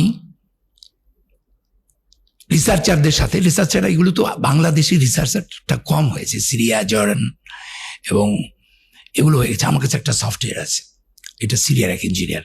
আমি শুধু এটুকুই আমি আপনাকে বলি, ম্যাথমেটিশিয়ানস আর একটা ইঞ্জিনিয়ারের মধ্যে পার্থক্য আছে। ইঞ্জিনিয়াররা ম্যাথমেটিক্সটা রেগুলার প্র্যাকটিস করে, আর ম্যাথমেটিশিয়ানরা হলো তাত্ত্বিক। সো ইঞ্জিনিয়াররা, আমি যেহেতু ইঞ্জিনিয়ার, আমি কিন্তু 0.05 থেকে শুরু করে এগুলি নিয়েই আসি সবসময়। কাবার 4টা ডাইমেনশন আমার মুখস্থ। কাবা ঘরের কোন ডাইমেনশন আল্লাহ আমাকে এখনো নেয়নি, ইনশাল্লাহ যাবো, কিন্তু কাবা ঘরের হাইট, ডাইমেনশন সব আমার মুখস্থ।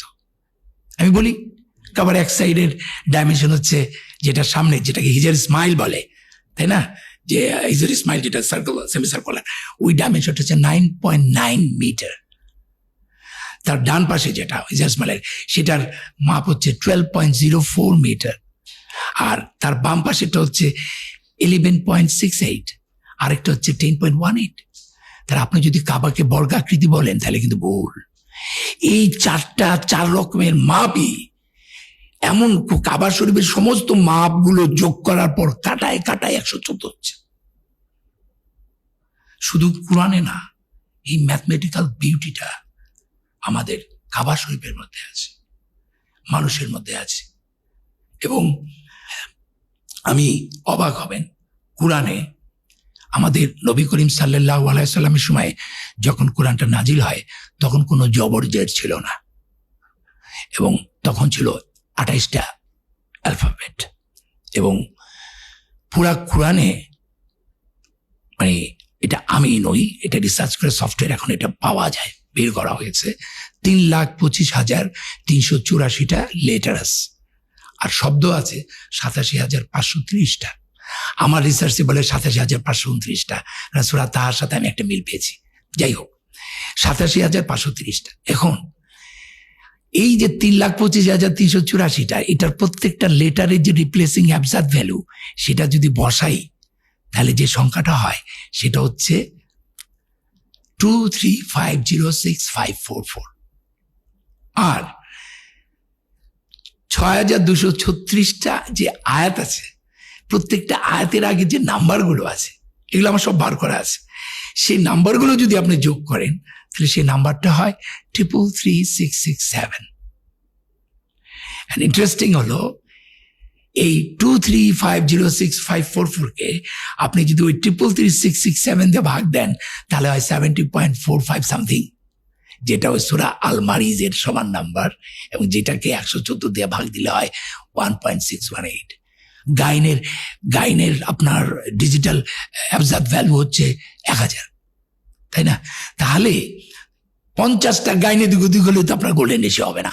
মানে পৃথিবীর এমন কোন বই আছে যে বই এমন ভাবে করা হয়েছে যে নাম্বারগুলো, অক্ষরগুলো এদিক ওদিক করার কোনো সম্ভাবনা নাই। এটা কোনো মানুষের কাজ নয়। আসলে আমার প্রায় 100-র অধিক অবজারভেশন বেরিয়ে গেছে এই করোনার পর থেকে। আমি ম্যাথমেটিক্যালি একটি গবেষণা করছি। আমার একটা স্বপ্ন আছে, ইনশাআল্লাহ আল্লাহ যেন আপনাদের সহযোগিতায় আরো সবার উদ্দেশ্যে একটি গবেষণা কেন্দ্র করা, সেটা হচ্ছে কুরআনের ও কাবার গাণিতিক গবেষণা কেন্দ্র। আমি শুধু ম্যাথমেটিক্সেই থাকতে চাই, আমি তর্কে যেতে চাই না, বুঝছেন? মানবিক বিষয়গুলো তো খালি তর্কাতর্কি করে, একজন আরেকজনের সাথে ডিভাইড করে, তুমি এটা মানি না সেটা মানি। আরে কত ভাগ, আমাদেরই তো কত ভাগ, অঙ্কে কোনো ভাগ নাই, সরল অঙ্ক এক লাইনে যেতে হবে। সো আমি অঙ্কেতে আসি। আমি আপনার এই অনুষ্ঠানের মাধ্যমে এক্সপোনেনশিয়াল লগারিদম থেকে শুরু করে আমি চ্যালেঞ্জ করছি পৃথিবীর শ্রেষ্ঠ ম্যাথমেটিশিয়ানদের, you come to me and tell me. আমি তোমার সাথে ডিবে ম্যাথমেটিক্যালি বসতে চাই যে কিভাবে একটি কুরআন এত সুন্দর ম্যাথমেটিক্যালি একটা মানুষ কি করতে পারে কিনা। আমি চ্যালেঞ্জ করলাম। আমাকে একজন শিল্পী ভাবলে হবে না, আমি একজন ব্রিটেন নটর ডেমে সারা জীবন অঙ্কতে 100তে আল্লাহর রহমতে 99-100 পেয়েছি। সো আমি অঙ্ক আমার মেডিটেশন, অঙ্ক আমি ভালোবাসি। আমি পৃথিবীর সমস্ত ম্যাথমেটিশিয়ানদেরকে আহ্বান জানালাম, you come to me and tell me. Chemistry, physics তো রয়েই গেছে, সেগুলি তো রয়েই গেছে। একটা কথা আমার এখন কেমিস্ট্রির কথা বলার পরে মনে পড়ে গেল, যারা সায়েন্সের ছাত্র তাদেরকে আমি বলছি, অ্যাবজার্ভ ভ্যালু না বুঝলে জিওমেট্রা ভ্যালু হিব্রু ভাষায় ছিল। হিব্রু ভাষায় 27টা লেটার ছিল, অ্যালফাবেট ছিল, আমাদের 28টা। আপনারা জানেন যে অ্যাটমিক নাম্বার কাকে বলে? অ্যাটমিক নাম্বার হচ্ছে নাম্বার অফ প্রোটনের সংখ্যাই অ্যাটমিক নাম্বার। একটা পার্টিকেলের অণুর মধ্যে প্রোটন আর নিউট্রন থাকে, ইলেকট্রন তো মাইনাস, ওটার কোনো ভর নাই। নিউট্রন আর প্রোটন সমান থাকে। আর একই ম্যাটার কিন্তু অনেক রকমের ফর্ম আছে, যেমন আয়রনের 3-4টা ফর্ম আছে, তাই না? ওই প্রোটনটা একই থাকে, প্রোটন যদি চেঞ্জ হয়ে যায় তাহলে ওই ম্যাটার চেঞ্জ। আর নিউট্রনটা এদিক ওদিক হয়। মনে করেন আয়রন, এটা দিয়ে আমি বুঝাই। আয়রন, আমাদের একটা সূরা আছে, সেই সূরাটার নাম আল হাদিদ, 57 নাম্বার চ্যাপ্টার। এখন এই যে পৃথিবীর কেন্দ্রে কি আছে? লোহা, একদম গলিত লোহা। এবং এই লোহাটা কিন্তু বিগ ব্যাং এর সময় হিলিয়াম প্রসেস হয়ে হয়ে কিন্তু এই লোহাটা আসছে। লোহাটা কিন্তু বলে না বাইরে থেকে আসছে, আল্লাহ কি লোহা পাঠাইছে নাকি? এইটা ওই বিগ ব্যাং এর সময় সেন্টারেই লোহাটা আছে। আমার কথা হলো, পৃথিবীর কেন্দ্রে যে লোহা আছে এটা কি নবী করিম সাল্লাল্লাহু আলাইহি সাল্লাম তখন জানতেন? জানা সম্ভব ছিল ওই সময়? কিন্তু উনি 114 একদম সেন্টারে 57 নাম্বার চ্যাপ্টারটা কি হলো? লোহা, আয়রন। পৃথিবীর সেন্টারেও আয়রন, কোরআনের সেন্টারে। ও আচ্ছা, এটা কোইন্সিডেন্স, সব কোইন্সিডেন্স। এরপরে আসি, এরপরের স্টেজটা আসি। আপনার সূরা এই আল হাদিদের আপনি যদি 26টা, মানে আমি যদি অ্যাবজার্ভ ভ্যালুটা না বুঝি, যেমন হাদিদ, হার অ্যাবজার্ভ ভ্যালু 8, দাল 4, আর আরেকটা দা, তাহলে কত হলো? 8 4 12, 12 আর 10 22, 22 আর 4 26। হাদিদের অ্যাবজার্ভ ভ্যালু 26, লোহার অ্যাটমিক নাম্বার 26। এটাও কোইন্সিডেন্স। শুধু কি তাই? সূরা আপনারা যারা সায়েন্সের তাদেরকে বলছি, আল হাদিদ এটার মানে হচ্ছে দা আয়রন, আল মানে দা আয়রন। তাহলে 26, ঠিক আছে 26, আর আলিফ হচ্ছে 1, লাম হচ্ছে 30, কত হয়? 26 আর 31 57। আল হাদিদ অ্যাবজার্ভ ভ্যালু 57। সো এটাও কোইন্সিডেন্স। নাও আরেকটি মজার ব্যাপার যেটা খুবই আমাকে আলোকিত করেছে, সেটা হলো যে ধরেন আইসোটোপ, যারা সায়েন্সের ছাত্র তারা জানবেন, you know, I think you also an engineer. Isotope is the weight of the particle, না? নিউট্রন আর প্রোটনের ওয়েট। এখন এই লোহার 7 ধরনের লোহা আছে পৃথিবীতে, তার মধ্যে 4টা লোহা পার্মানেন্ট ফর্ম, যেমন নিকেল টিকেল এরকম অনেকগুলো আছে, আর 3টা লোহা 2 বছরের মধ্যে নিউক্লিওসিনথেসিস বলে, এটা অন্য ম্যাটার হয়ে যায়। একটার ফর্ম আছে ওটা মনে হয় 2-3 মাস থাকে, আর একটা 2.5 বছরের মধ্যে শেষ হয়ে যায়। মানে পার্মানেন্ট ফর্ম হচ্ছে 4টা লোহার। এই 4টা লোহার নিউট্রন প্রোটনের যে আইসোটোপ মাপা হয়েছে, কোনোটায় পাওয়া গেছে 58, কোনোটা 60, কোনোটা 61, কোনোটা 54। এই 4টাও লোহার অ্যাভারেজ আইসোটোপ হচ্ছে 57। এইটাও কোইন্সিডেন্স। এবং সবচেয়ে ইম্পর্টেন্ট আরেকটি সূরা আমি আপনাদেরকে বলছি, সেটা হচ্ছে সূরা আল ফুরকানের, যেটা নাম্বারটা একটু এদিক ওদিক গন্ডগোল হয়, আমার মনে থাকে না। সেখানে আল্লাহ বলতেছেন, আর তিনি প্রবাহিত করেছেন 2টো সাগর, যার একটির পানি সুমিষ্টি ও সুপেয়, অপরটির পানি লবণাক্ত ও বিস্বাদ, বুক জ্বালা করে। আর 2-এর মাঝে রেখে দিয়েছেন এক ব্যবধান, এক অনতিক্রম্য বাধা। ভাই প্রিয়, আপনার মাধ্যমে আমি দর্শকদেরকে বলছি, ইউটিউবে সার্চ দেন, আপনি 2টা সমুদ্রের, এই যে মিষ্টি 2টা সমুদ্রের মাঝখানে একদম ভিডিও আছে, একদম একটা ব্যবধানটা বোঝা যায়। কিন্তু এইটা তো নবী করিম সাল্লাল্লাহু সাল্লামের সময় নাবিকরা এসে তারে বলছে, তিনি সেইটা শুনে লিখছেন, তাই তো? এটাই তো সবাই বলবেন যে আর 2-এর মাঝে রেখে দিয়েছেন এক ব্যবধান। এটা তো, কিন্তু এর পরের লাইনটাই হচ্ছে ডেঞ্জারাস। আর তার মধ্যে 2-এর মধ্যে রেখে দিয়েছেন এক ব্যবধান, এক অনতিক্রম্য বাধা। ও মাই গড, মানে কি? বাধার কথা বলবেন কেন? উনি যদি শূন্যই লিখতেন তাহলে তো ব্যবধান দিলেই শেষ, বাধার কথা কেন বলবেন? এই ব্যবধানটা হচ্ছে, যারা কেমিস্ট্রি ছাত্র তাদেরকে বলছি, এই 2টা ঘনত্বের কারণে ওখানে একটা মেমব্রেন তৈরি হয় 100 মিটার পর্যন্ত। আপনারা এখন এগুলি সায়েন্স, 100 বছর হয়েছে সায়েন্স এগুলো আবিষ্কার করছে। ওই মেমব্রেনটা অটো প্রসেসেই একটার সাথে আরেকটাকে মিশতে দেয় না, একটা মেমব্রেন তৈরি হয়। তাহলে এত বছর আগে আমারে আপনি বলেন, ইজ ইট পসিবল যে এইরকম একটা অনতিব্রহ্ম বাধার কথা নবী করিম সাল্লাল্লাহু আলাইহি ওয়াসাল্লাম কিভাবে বলবেন? এতে কি প্রমাণ করে না it is not made by human, it's a totally divine বুক?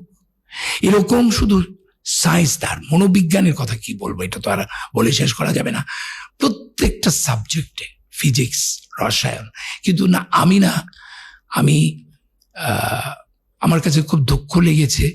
আমি অনেক হুজুরকে আমি তাদের টকশোতে দেখেছি যে কোরআনে সম্ভবত 6200 এই কটা আয়াত থাকতে পারে। সম্ভবত কেন? আরে কোরআনের আয়াত নাম্বার তো লেখা আছে, এটা কি আপনি সারা জীবন গুনতে পারেন নাই? আপনার তো এটা জানতে হবে। 6234টা আয়াত, 112টা বিসমিল্লাহ। অ্যাকচুয়ালি বিসমিল্লার তো 114টাই আছে। সূরা ফাতিহার একটা, আর আরেকটা হচ্ছে 27 নম্বর যে সূরাটা, সেটা হচ্ছে সূরা নামল, যে পিঁপড়া, সেটার মধ্যে কিন্তু সুলাইমান রাদিয়াল্লাহু আনহু বিলকিস রাদিয়াল্লাহু আনহার কাছে যে চিঠিটা লেখেন, সেখানে কিন্তু বিসমিল্লাহির রহমানির রহিম লেখেন। আল্লাহ কিন্তু 114টা বিসমিল্লাহ রেখেছেন। তো যাই হোক, অ্যাবজার্ভ ভ্যালুটা জানা দরকার, কারণ এই যে আর রহমানুর রাহিম, এই আর রহমানুর রাহিমের অ্যাবজার্ভ ভ্যালু হচ্ছে 618।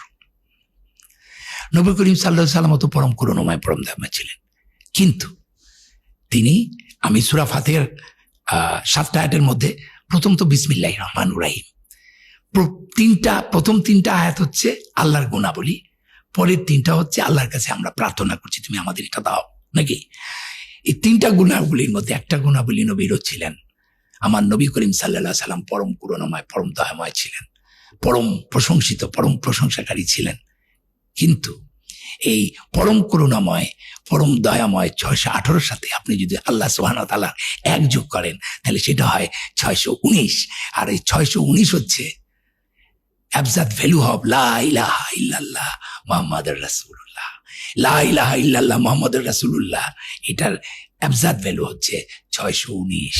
নাজিল হয়েছে তো সূরা আল নাসর, 110 নম্বর সূরা নাকি? এই 110 নম্বর সূরাতে মনে হয় যে আয়াত সংখ্যাটা আছে, সেই আয়াত সংখ্যার সাথে আপনি যদি চ্যাপ্টার নাম্বার 110 যোগ করেন, আর সূরাতে যেই কটা লেটার আছে সেই লেটারের অ্যাবজাদ ভ্যালু হচ্ছে 6123। এই 6123 সাথে যদি আপনি আয়াত সংখ্যা আর চ্যাপ্টার সংখ্যা যোগ করেন তাহলে হয় 6236, অর্থাৎ টোটাল নাম্বার অফ ভার্স। যেহেতু আল্লাহ বলতেছেন যেদিন তুমি দেখবে দলে দলে গ্রহণ করছে, মানে ইসলাম যেদিন শেষ, মানে 6236 শেষ। কি ইনডিরেক্টলি, কোন ইন্টেলেকচুয়ালদের জন্য এটা আপনি বুঝতে পারছেন? এবং বলেছে যে তোমরা যদি পারো আমার মতো একটা সূরা অন্তত আনো। আউযুবিল্লাহি মিনাশ শাইতানির রাজিম, বিসমিল্লাহ, একটা আয়াত বলতেছি, বলো যে কোরআনের মতো কোরআন আনার জন্য, এটাকে চ্যালেঞ্জ ভার্স বলা হয়। বলো যদি কোরআনের মতো কোরআন আনার জন্য মানুষ ও জিন এক যুগে চেষ্টা করে তবু তারা এর মতো আনতে পারবে না। একটা সূরা আনতে বলছে, কিন্তু সেই আনাটা মানে কি একটা যে কোনো একটা লোক এসে বললো কি এই যে দেখেন আমার কাছে একটা সূরা নাজিল হইছে, লাভ লাভ লাভ লাভ। আল্লাহ কি এটা বুঝাইছে? ওই সূরাটার মধ্যে যে ম্যাথমেটিক্যাল, যে স্ট্রাকচারাল, যেই ভাষাগত যে জায়গাটা আছে ওইটা কোনো মানুষের পক্ষে করা সম্ভব না। এই কারণেই বলছে তুমি আমার মতো আরেকটা সূরা তুমি আনতে পারবে না। তাহলে এটা বুঝতে গেলে ভাই আপনার কোরআনের ম্যাথমেটিক্যাল ল্যাঙ্গুয়েজ বুঝতে হবে। পুরা কোরআনটা ম্যাথমেটিক্যাল ল্যাঙ্গুয়েজের উপর, এবং সেটা আল্লাহ এমন ভাবে করেছেন যাতে এটা কেউ পরিবর্তন করতে পারে না। এবং আপনি, আমার এক বন্ধু, ও মক্কা থেকে ঘুরে আসার পর ও একজন আর্কিটেক্ট, এবং সে খুব ইমানদার, নামাজি, অনেক বড় আর্কিটেক্ট, নাম বলি। তো ওর সঙ্গে এক সময় কথা বলতে হতে বললেন যে নবী করিম সাল্লাল্লাহু আলাইহি সাল্লাম কোরআনটা নাজিল করে যাওয়ার পর সূরাগুলো এদিক ওদিক করেছেন পরে খলিফারা, মানে এটাকে এদিক ওদিক করে নাকি কোরআনটাকে করা হয়েছে। আমি বললাম নো, এই পৃথিবীতে প্রথম হাফেজ হচ্ছেন আমাদের নবী করিম সাল্লাল্লাহু আলাইহি ওয়াসাল্লাম। জিবরাইল আলাইহিস সালাম তাকে মুখস্থ করে পুরো কোরআনটা, পুরো সিরিয়ালি ঠিক করে সেই কোরআনটা উনি হযরত আবু বকর রাদিয়াল্লাহু আনহুকে দিয়ে গেছেন। সে হযরত আবু বকর এটা হযরত উমর রাদিয়াল্লাহু আনহুকে দিয়ে গেছেন। হাফসা রাদিয়াল্লাহু আনহা ছিলেন সবচেয়ে জ্ঞানী এবং আরেকজন হাফেজা, তাই না? সেই কোরআনটা যখন আমাদের অনেক সাহাবীরা ধ্বংস হয়ে গেল, তারা যুদ্ধে নিহত হলো, শহীদ হলেন, তখন কিন্তু হযরত উসমান রাদিয়াল্লাহু আনহু তাদেরকে ডাকলেন, অনেককে ডাকলেন, এবং ওই যে ডাইলেক্টিক কোরআনটাকে ধ্বংস করলেন, এবং উনি মানে আমাদের হাফসা রাদিয়াল্লাহু আনহার কাছ থেকে সেই কোরআনটি নিয়ে, সেই কোরআনের সংকলন করে, কপি করে উনি আবার সেটা হাফসা রাদিয়াল্লাহু আনহু অনেক অনেক সম্মানীয় একজন নারী আমাদের ইসলামে, এবং এরপরে কিন্তু কোরআনটা উনি ছড়িয়ে দিলেন। সেই কোরআনের যে কোন চ্যাপ্টারের পরে কয়টা সূরা কি, এইটা গোল্ডেন রেশিওর মাধ্যমে আমি একটু বলে দিই, তাহলে আপনি শুনতে পারবেন। সেটা হচ্ছে, আমি দর্শকদেরকেও বলছি, আপনারা একটা কাজ করবেন, কোরআনের সূরা নাম্বারগুলো এক পাশে লিখবেন 1 থেকে 114, আর প্রত্যেকটা সূরা নাম্বারের পাশে আয়াত সংখ্যাটা লিখবেন। আয়াত সংখ্যাটা লেখার পর প্রত্যেকটা সূরার নাম্বারের সাথে আয়াত সংখ্যাটা যোগ দিবেন। যোগ দেওয়ার পরে আরো 114টা নাম্বার পাবেন। তাহলে মজার ব্যাপার কি জানেন? এই 114টা নাম্বারের 57টা জোড়, 57টা বেজোড়।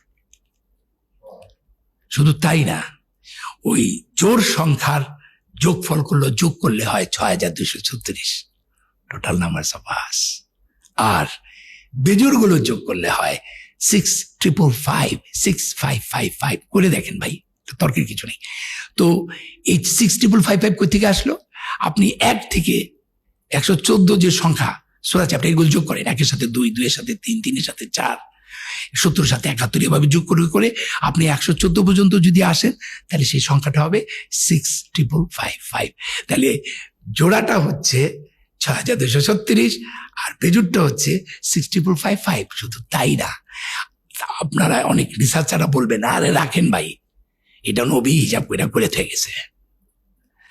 আল্লাহ কয় তুই কত বড় ম্যাথমেটিশিয়ান, তুই আমার বলবি? এর পরের যে ঘটনাটা সেটা আরো ভয়াবহ, ভেরি ভেরি ইন্টারেস্টিং ম্যাথমেটিক্যালি। এই যে যোগ করার পর 114টা যে নাম্বার পাওয়া গেল, 57টা ইভেন 57টা অড, সেই নাম্বারের আমরা যেটা করেছি রিপিট গুলো একসাথে করেছি, আনরিপিট গুলো একসাথে করেছি। 74টার মতো রিপিট আছে, এই আছে। এই রিপিট নাম্বারের যোগফল হচ্ছে 7906, রিপিট নাম্বার গুলো যোগফল। আর আনরিপিট নাম্বার যোগফল হচ্ছে 4885। এবার 7906 কে 4885 দিয়ে ভাগ দেন, it is 1.618 golden ratio. Can you imagine? আপনি চ্যাপ্টার আর ভ্যাস নাম্বারকে যোগ করার পর রিপিট আনরিপিট করে আলাদা করবেন, তারপর রিপিট নাম্বার গুলোকে আনরিপিট নাম্বার দিয়ে ভাগ দেওয়ার পর গোল্ডেন রেশিও হবে। আমি 15 দিন নিজে মাতবুরি করে এই বানাইতে চাইছিলাম, আমি 15 ডেজের দিন অসুস্থ হয়ে গেছি। এইটা মানুষের পক্ষে করা সম্ভব না। তার মানে আমি বলতে চাই, কোরআনের প্রথম থেকে শেষ পর্যন্ত যেইভাবে সাজানো আছে, কোনটার পরে কোনটা আয়াত হবে, কোনটার পরে কোনটা না হবে, এইটা কিন্তু সত্যিকার অর্থে নবী করিম সাল্লাল্লাহু আলাইহি সাল্লাম আল্লাহ জিবরাইল আলাইহিস সালামের মাধ্যমে কমপ্লিট করে নিয়েছেন। কোরআনের একটি জিনিস এদিক থেকে ওদিক করার কোনো স্কোপ নাই, এবং আল্লাহ বলেছেন পিছন দিক থেকে সামনের দিক থেকে কোনো দিক থেকে এটাকে কেউ পরিবর্তন করতে পারবে না। আমি মাত্র আপনাদের 200-100 ম্যাথমেটিক্যাল অবজারভেশনের মাত্র 2-3টা শেয়ার করলাম। আমি এই কারণে বলছি এটা এক প্রোগ্রামে হবে না। আমি চ্যালেঞ্জ করছি ম্যাথমেটিশিয়ানদের, আপনি এক্সপোনেনশিয়াল লগারিদম নিয়ে আসবো আমি আমি দেখাবো এটা মানুষের কাজ নয়। সো কোরআন আমার কাছে যেটা মনে হয় খুব ধীরে স্থির ভাবে, অর্থপূর্ণ ভাবে, সুন্দর ভাবে বুঝতে হবে আর কি। আপনি খুব সুন্দর উপস্থাপনা করেন। আপনি যদি কোরআনের কোনো একটা অংশ উপস্থাপনা করতেন যেটা আপনার খুব আমি সূরা ফাতিহাটা বাংলা এত দ্রুত বলতে পারবো, আপনি এত দ্রুত আরবিতে বলতে পারবেন না। আমি একটু বলি তাহলে আসবে না। সমস্ত প্রসঙ্গে বিশ্ব জগতের প্রতিপালক আল্লাহরই যিনি পরম করুণা পরম বিচার দিন মালকাম, তোমার প্রসঙ্গে তোমার সাহায্য তোমাদের চালিত করে সঠিক পথে তাদের পথে যাদেরকে তোমার দান করেছে, যারা তোমার প্রতিদানের পথ রয়েছে। আমি আল্লাহু আকবার। Does it mean what we are doing? ধুমধাম কি আওয়াজ করছি এগুলো আমরা, মানি আছে কোনো? কিন্তু সূরা ফাতিহার অনুবাদটা কি? চোখে জল চলে আসে। আমি যদি বলি বিতাড়িত শয়তানের প্ররোচনা হতে আল্লাহ তাআলার কাছে আশ্রয় প্রার্থনা করছি। পরম করুণাময় পরম দয়াময় আল্লাহর নামে সমস্ত প্রশংসা বিশ্ব জগতের প্রতিপালক আল্লাহরই, যিনি পরম করুণাময় পরম দয়াময় বিচার দিনের মালিক। আমরা তোমারই উপাসনা করি, তোমারই সাহায্য প্রার্থনা করি। তুমি আমাদেরকে চালিত করো সঠিক পথে, তাদের পথে যাদেরকে তুমি অনুগ্রহ দান করেছ, যারা তোমার রোষে পতিত হয়নি, পথভ্রষ্ট হয়নি। আমিন। আলহামদুলিল্লাহ। আউযু বিল্লাহি মিনাশ শাইতানির রাজীম। বিসমিল্লাহির রহমানির রহিম। আলহামদুলিল্লাহি রাব্বিল আলামিন আর রহমানির রহিম মালিকি ইয়াউমিদ্দিন ইয়াকা না'বুদু ওয়া ইয়াকা নাস্তাঈন ইহদিনাস সিরাতাল মুস্তাকিম সিরাতাল লাযিনা আন'আমতা আলাইহিম গায়রিল মাগদুবি আলাইহিম ওয়ালাদ-দাল্লিন। কি সুন্দর! আমি এখন যেটা আরবিতে পড়লাম, আমি প্রত্যেকটা ওয়ার্ড বুঝি, যে কারণে আমি এটা কি, এবং দেখেন সূরা ফাতিহাটা আমার দিয়ে বলা আছে, আমি নাই কোনো। আমার মানে হচ্ছে আমি আল্লাহর নবীর উম্মত হিসাবে সমগ্র মুসলমানদের প্রতিনিধিত্ব করে কিন্তু মুসলমানদের হয়ে কিন্তু আল্লাহর কাছে প্রার্থনা করছি। সো সূরা ফাতিহাটা যদি না বুঝি, আমি আমার যেটা মনে হয় ভালো অনুবাদগুলো মুখস্থ করা উচিত। যেমন অনেককে আমি দেখেছি, আমি তো মসজিদে নামাজ পড়ি, জুমার নামাজ পড়ি, আয়াতটা বলার পরে তারপর তার মতো করে সে অনুবাদটা বলে। এতে করে অনেক তথ্য ছুটে যায়, অনেক দ্রুতি নষ্ট হয়ে যায়। আমি সংলাপের, আমাদের যে অভিনয় করি না, সংলাপের দ্রুতিটা নষ্ট হয়। আমি একটা উদাহরণ দিই তাহলে বুঝতে পারবেন। আমার গোর নাটকের একটা সংলাপ আমি বলছি, বলতেছে এক বিধবা, হিন্দু বিধবা। আগের দিনে নিয়ম আছিল, স্বামীরা যখন মারা যাইত স্বামীকে চিতার লগে বউগো আগুনে চাপ দিতে হইত। এই নিয়মই ভালো ছিল। সারা জীবন আগুনে পোড়া চাইতে একদিনে চিতার আগুনে পোড়া অনেক ভালো। এই যে এটার মধ্যে একটা পোয়েট্রি আছে, এটার মধ্যে একটা দ্যুতিটা আছে সংলাপে।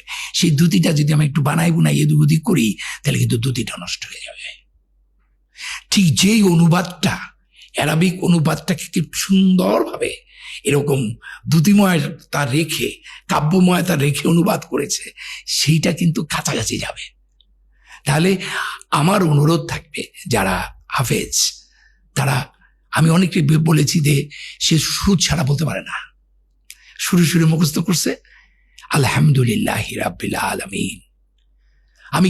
আমি কি এইভাবে বলতে পারি না নামাজটা? আমাকে সবাইকে কি এইভাবেই বলতে হবে? আলহামদুলিল্লাহ রাব্বিল আলামিন। আর অনেক সময় তো আল্লাহ ধমকের সুরে কথা বলছেন, আর কখনো কখনো আল্লাহ সবসময় তো সুর দিয়ে আপনার আপনি একই সুরে করলে হবে না তো। তাহলে আপনি যখন বলবেন যে কুল হু আল্লাহু আহাদ, আল্লাহ বলো, কুল মানে এটা এক ধরনের শপথ করতে বলছে। শপথ কর আমার সাথে, তুই বল। এটা এক ধরনের ওই যে আমরা স্কুলে শপথ করি না, শপথ। সূরা আল কাফিরুন, তাই না? বলো হে আমরা মানে অবিশ্বাসী। আমি এই সূরাটা আমার এখন কাছে ইনজাস্টিস মনে হয়, আমি কেন এটা দিয়ে নামাজ পড়বো? কিন্তু আসলে কিন্তু এই আল্লাহ এটা দিয়া শপথ করাচ্ছে যাতে তোর ভিতরে এই ধর্ম, এইটা জিনিসটা কাল্পটা ক্লিয়ার হয়। সেই কুলের অনেক রকমের ব্যাখ্যা আছে। আমার কাছে যেটা মনে হয়, অর্থ না বুঝে কোনো কিছু করা উচিত। আমি সূরা কাহফের খুব গুরুত্বপূর্ণ একটি জায়গা আপনি, এবং নামাজ কিন্তু একটা পারফরমেন্স, এটা বুঝতে হবে। সামটাইম আল্লাহ is telling, you are listening, and sometime you are telling, আল্লাহ ইজ লিসেনিং। অ্যান্ড আত্মায়াতু তাহাজ্জুদ, এটা পুরাটাই তো একটা কনভারসেশন, তাই না? আমি নামাজ পড়ার সময় দোয়া করি যে আল্লাহ, তাশাহুদের মাধ্যমে তুমি নবী করিম সাল্লাল্লাহু আলাইহি সাল্লামকে রহমত, বরকত ও শান্তি দান করেছো, এবং সেই তাশাহুদে সে আবার তার উম্মতকে রেফার করেছে। সেই রেফার অনুযায়ী তুমি তোমার রহমত, বরকত ও সালাম, আমার এই সালাম ফেরানোর মাধ্যমে পৃথিবীর সমস্ত যা আছে মুসলমান, বিশ্বাসী অবশ্যই প্রাণীকুল সবার কাছে পৌঁছে দাও। এটাই হচ্ছে উম্মতের, মুহাম্মদ সাল্লাল্লাহু আলাইহি সাল্লামের উম্মতের আসল জায়গা।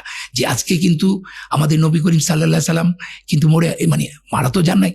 আল্লাহ তো যে সূরা বাকারায় বলেছেন, পরিবর্তন এসে খালি যে যারা আল্লাহর পথে মারা যায় তাদেরকে মৃত বলো না, বলছে না সূরা বাকারায়। তো কিন্তু উনি তো এখন কর্ম করতে পারবেন না, ওনার সবই করতে পারবেন, কিন্তু উনি কিন্তু ওনার দুয়াটার কাজে লাগবে কি?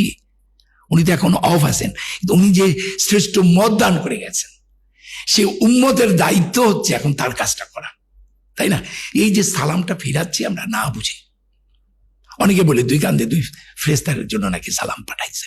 এটা তো আমি কি বলবো, সূরা কাহফের যেটা বলছে, হ্যাঁ সূরা কাহফেরও একটু খুব গুরুত্বপূর্ণ, যারা খুব অহংকারী, এবং তাদের উদ্দেশ্যে আমার এই আবৃত্তিটা আমি করছি। আউযু বিল্লাহি মিনাশ শাইতানির রাজিম, বিসমিল্লাহির রহমানির রহিম। তুমি ওদের কাছে একটি উপমা বয়ান করো, 2 ব্যক্তির উপমা। ওদের একজনকে আমি দিয়েছিলাম 2টো আঙ্গুরের বাগান, আর এই 2টোকে আমি খেজুর গাছ দিয়ে ঘিরে দিয়েছিলাম, আর 2-এর মাঝে দিয়েছিলাম শস্য ক্ষেত। 2টো বাগানই ফল দিত, তাতে কোনো কসুর করতো না।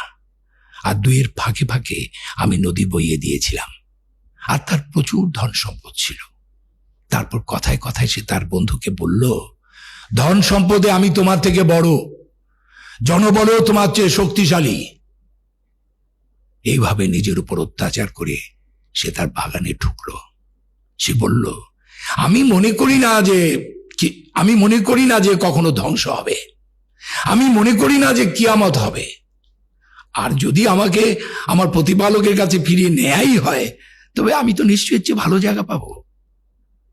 তার সঙ্গে তার তর্কের উত্তরে তাকে বলল, তুমি কি তাকে অস্বীকার করছো যে তোমাকে মাটি থেকে সৃষ্টি করেছেন, তারপর শুক্র থেকে, তারপর পূর্ণ করেছেন মানুষের অবয়বে? আল্লাহই আমার প্রতিপালক, আমি কাউকে আমার প্রতিপালকের শরীক করি না। তুমি যখন ধনীয় সন্তানে আমাকে তোমার চেয়ে কম দেখলে, তখন তোমার বাগানে ঢুকে তুমি কেন বললে না আল্লাহ যা চেয়েছেন তাই হয়েছে? আল্লাহ সাহায্য ছাড়া কোনো শক্তি নেই। হয়তো আমার প্রতিপালক আমাকে তোমার বাগানের চেয়ে আরো ভালো কিছু দেবে, ও তোমার বাগানে আকাশ থেকে আগুন ছড়াবেন, বা ওর পানি মাটির, যার ফলে গাছপালা শূন্য মাটি হয়ে যাবে, বা ওর পানি মাটির নিচে হারিয়ে যাবে, যা তুমি কখনো ফিরিয়ে আনতে পারবে না। তার ফলগুলো ধ্বংস হয়ে গেল, আর সেখানে সে যা ব্যয় করেছিল তা মাচা সমত যখন পড়ে গেল, সে আক্ষেপ করে হাত মুচড়ে আক্ষেপ করতে লাগলো। সে বলতে লাগলো, হায়, আমি যদি কাউকে আমার প্রতিপালকের শরীক না করতাম, আর আল্লাহ ছাড়া তাকে সাহায্য করার কোনো লোক ছিল না। এক্ষেত্রে অভিভাবকত্বের অধিকার সেই আল্লাহর, যিনি সত্য, পুরস্কার দানে, পরিণাম নির্ণয়ে তিনি শ্রেষ্ঠ। এই যে দেখেন, এই যে এখানে কি পারফরমেন্স নাই? জি, অবশ্যই আছে। আল্লাহ যখন বলেন আউযুবিল্লাহি মিনাশ শাইতানির রাজিম, বিসমিল্লাহ, সূরা হিজরের যেটা, আমি তো ছাঁচে ঢালা শুকনো ঠনঠনে মাটি থেকে মানুষ সৃষ্টি করেছি, যখন আমি তাকে সুঠাম করব, তার দেহে আমার রূহ বা প্রাণ সঞ্চার করব। এই যে এটা কথাটা কার? আল্লাহর কথা। কখন আল্লাহ বলতেছেন? সূরা আল মাউনের যেটা 2 আল্লাহ জি আমরা যেটা পড়ি, তিনি কি বলছেন? আউযুবিল্লাহি মিনাশ শাইতানির রাজিম, বিসমিল্লাহির রহমানির রহিম। কার কথা এটা? তুমি কি দেখেছো তাকে, যে ধর্ম বিচারকে অস্বীকার করে, এতিমকে ধাক্কা দিয়ে তাড়িয়ে দেয়, অভাবগ্রস্তকে অন্নদানে উৎসাহিত করে না?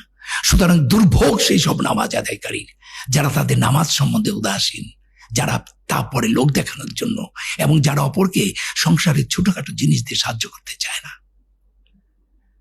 এখন এইটা যদি আমি এইভাবে পড়ি, তুমি দেখছো জমা, এটার মানে কি হতে পারে আমারে বলে? সো অনেক আগে শামসুর রহমান একটা কথা বলেছিলেন, কবি, আমার খুব প্রিয় কবি। উনি বলেছিলেন যে উদ্ভট উটের পিঠে চলেছে স্বদেশ। এটাই উদ্ভট উট, আমরা সঠিক পথটা নিতে পারি নাই। আমি কতগুলো মানুষকে খুব স্মরণ করি সবসময়, তার মধ্যে একজন অন্যতম হচ্ছে মাওলানা ভাসানী, ডক্টর মোহাম্মদ শহীদুল্লাহ, এবং আমাদের যে ভ্রমণ কাহিনী লিখতেন সৈয়দ মোস্তফা আলী। মোস্তফা আলী 15 থেকে 16টা ল্যাঙ্গুয়েজ শিখেছে। আরে ভাই, আপনার বয়স 70 বছর, তাতে কি? কালকে থেকে শুরু করেন আপনি আরবি ভাষা শেখা। কারণ ভাষা শিখলে কি হয় জানেন? বিদেশিরা, ফরেনাররা, ওরা ওদের মাতৃভাষার পাশে 2-3টা করে ভাষা শেখে। কেন জানেন? ওইটা লসনেসটা, ব্রেনটা কাজ করে। ব্রেনটা কাজ করলে যেটা বুড়ো বয়সেও স্মরণ শক্তিটা কাজ করে। আমি বলছি যে আপনি, আমার তো বুড়ো হয়ে গেছে, আর কে শিখাবে? আপনি আরবি ভাষাটা বিসমিল্লাহ বলে শেখা শুরু করেন। আপনি যে কটা শিখতে পারবেন সেটাই লাভ। যেমন না পারলে কিছু সূরার ওই ওয়ার্ডগুলোর অর্থটাও যদি আপনি বলেন, আল্লাহু লা ইলাহা ইল্লা হুয়াল হাইয়ুল কাইয়ুম, আল্লাহ তিনি ছাড়া কোনো উপাস্য নেই, তিনি চিরঞ্জীব চিরস্থায়ী, এরকম ওয়ার্ডগুলো বুঝেও করতে পারেন। আরবি ভাষাটা শিখলে দুটো লাভ, একটা হচ্ছে আপনার স্মৃতিশক্তি বেড়ে যাবে, 2 নাম্বার হচ্ছে যে ভাষাতে আমাদের কুরআন নাজিল হয়েছে সেই ভাষাটা আপনি জানতে পারবেন। তবে এই ভাষাটার, এই পড়াটার কোনো অর্থ নাই যার আমি একটা শব্দও বুঝি না। আসলে আমি খুবই ক্ষুদ্র একটি মানুষ, এবং আমার যে জ্ঞান, আমার যে পড়ালেখা, সেটা এতই সীমিত, এতই কম। তারপর ওই অল্প জ্ঞানে আমি যে আমার মহান আল্লাহ তাআলার অস্তিত্বটা যে একটু টের পাচ্ছি, উনি আছেন, এতেই আমি ধন্য। আমরা যদি কোরআনটাকে সুন্দর করে বুঝি, অর্থ করে পড়ি, এবং ইসলামটাকে সঠিকভাবে মেনে চলি, এবং আমিটা যেন বড় না হয়ে যায়, আমি যেটা বলেছি সেটাই ঠিক, এই থেকে বেরিয়ে আসতে হবে, তাহলে আমার মনে হয় আমাদের এই দেশটাকে, আমার বাপদাদারা, তার দাদারা অনেক ভালো মুসলমান ছিলেন আমাদের চেয়ে। দিন দিন আমরা খুব খারাপ মুসলিম হয়ে যাচ্ছি। আমরা আমাদের পুরনো সেই সুন্দর ঐতিহ্যকে ফিরে পেতে চাই। আমাদের দেশে আবারও মাওলানা ভাসানীর মতো এরকম একজন লিডার আসুক, এবং ডক্টর মোহাম্মদ শহীদুল্লাহর মতো এরকম আরো গুণীজন আসুক। কাউকে কখনো তুচ্ছ করা উচিত না। কার মধ্যে আল্লাহর প্রতিনিধিত্ব আছে? আল্লাহর প্রতিনিধিত্ব সবার মধ্যে আছে। ওই খেটে খাওয়া সাধারণ মানুষটি যাকে আমি ঘৃণা করছি, যার উপরে আমার এত বাজে দৃষ্টি, তার উপরেই আল্লাহ মহাকল্যাণ রেখেছে। কাজী মানুষের প্রতি বিশ্বাস হারানো যাবে না, মানুষের প্রতি বিশ্বাস হারানোটাও খারাপ। আল্লাহর একটা কোরআনে আয়াত দিয়ে আমি শেষ করতে চাই।